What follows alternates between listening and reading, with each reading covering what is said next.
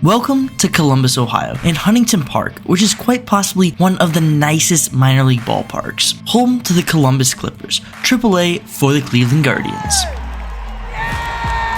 And this 40-second stadium review is brought to you in partnership with PullTab Sports. Check them out at pulltabsports.com for all your content on Midwest sports and culture, and be sure to follow them on all the social media accounts because they help make all these videos possible.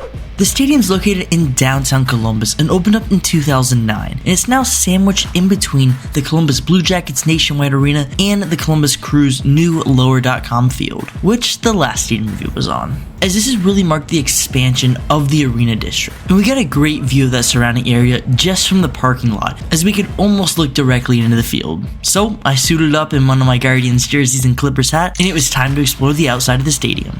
Keeping with the same dark brick aesthetic as the arena district, the ballpark exterior really has a very old school classy design to it. And as we make our way outside the right field wall here, this is actually my favorite feature in the entire stadium, as these large openings in the outfield wall let anyone walking by in the street see directly into the stadium. So if you're walking around downtown Columbus and you want to catch a few innings of the ball game, you can just stand there and watch the game for free. It's an absolutely fantastic way to incorporate a community and a city surrounding with the ballpark. Adding to the vintage aesthetic, these vines of ivy on the brick look absolutely beautiful and definitely makes it feel like you're going to an old school ballpark. Except maybe these electric scooter rentals kind of ruin that vibe. I always find it interesting when the big home plate entrance of the ballpark is one of the least used ones, as this is the case here, as that home plate entrance is kind of tucked away. Walking on the outside, you can see right into the concourse quite a bit, and you can even see the roof of Nationwide Arena over that parking garage.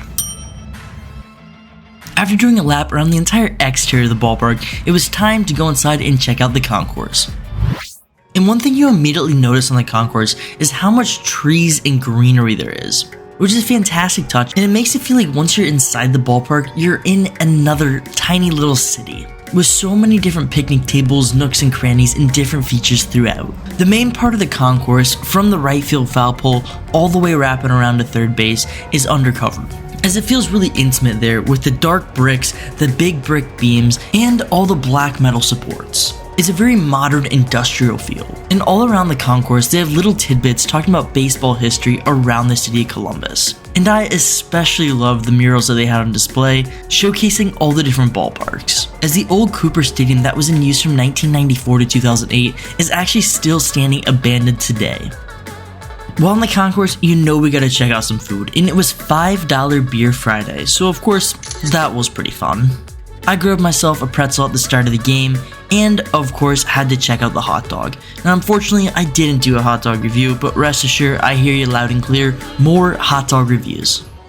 So somehow we were able to snag some seats in the club level behind home plate for like $10 on resale on the club's official website, which was an absolutely awesome deal. That area had its own private bathroom, a lounge, and they had people there taking your order. Not to mention a fantastic view of the game from right behind home plate. You really can't beat these prices for minor league ballparks. This area also had a lot of really interesting private tabletop seating options as well.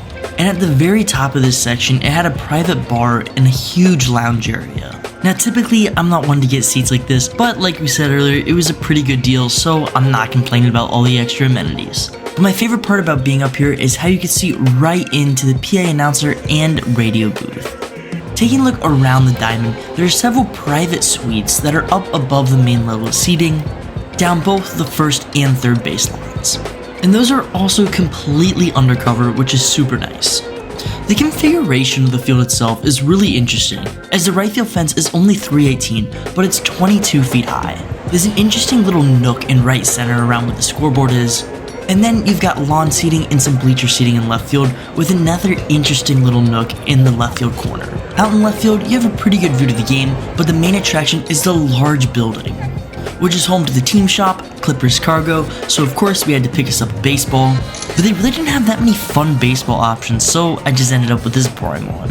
But more importantly, it has 4 floors of different things. The second floor has the Columbus Baseball Hall of Fame, which is also a club and bar, and I was able to peek my head in there and have a quick look around. Headed up the winding staircase now, they had photos from a bunch of historic teams, and we are headed up to level 4 roof access.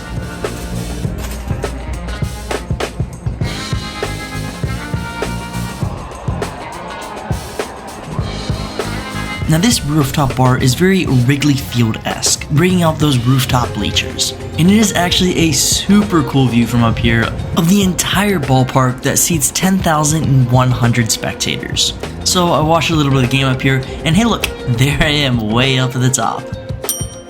As this was a fantastic feature, but it only gets better out in right field.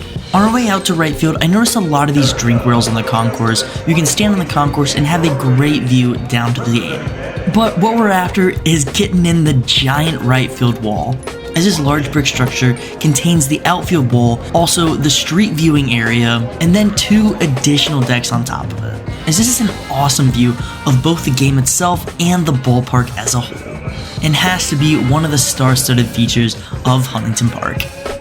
Being someone that enjoys the weird parts of stadiums, I loved how close I was able to get to the metal outfield wall.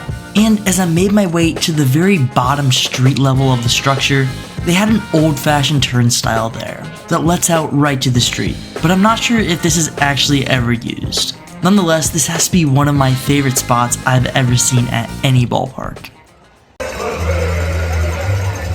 Checking out the atmosphere now, several fans in the stands had cowbells that were ringing as the Clippers took the field. And we're underway. I thought it was really unique how the scoreboard had a lot of intense graphics and a ton of information on it. But I loved the view that we had from behind home plate, and it was even better when the Clippers got on the board first.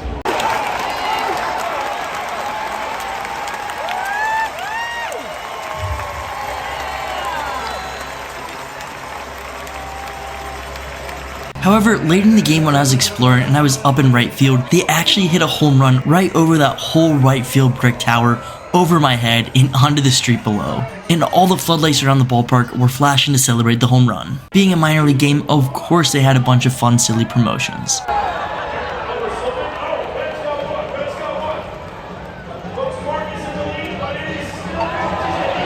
And just have a look at these baseball skies. Absolutely gorgeous. And of course, like I said earlier, my sister was really enjoying the discount beer night. Carissa, have the sit. But one of the most exciting promos had to have been the hot dog race, because this is something that the Cleveland Guardians always do. And they actually had to send one of the hot dogs down last year, because Mustard never got any wins the entire year, so he got relegated down to AAA for a time.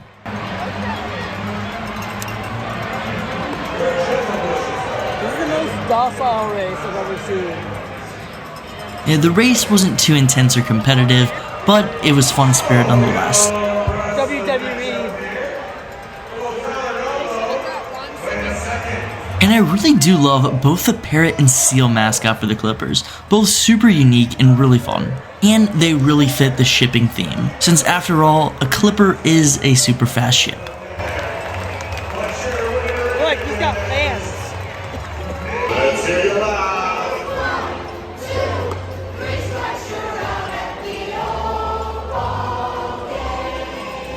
Things got heated up near the end of the game as the Clippers regained the lead late on some major errors by Rochester.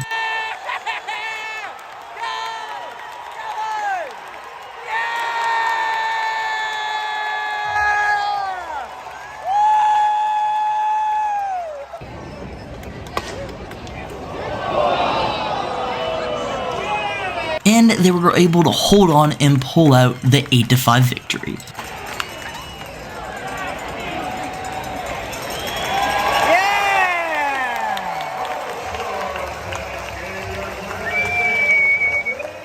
And it seemed like everyone was having a great time, especially whoever it was that sat in this seat. Let's just say they were jumping on it, got a little too excited, and it broke off. Whoops. But that's gonna do it for us here in Columbus. Be sure to give this video a thumbs up and subscribe to the channel to see many more Steam reviews just like this one. Thanks. Bye.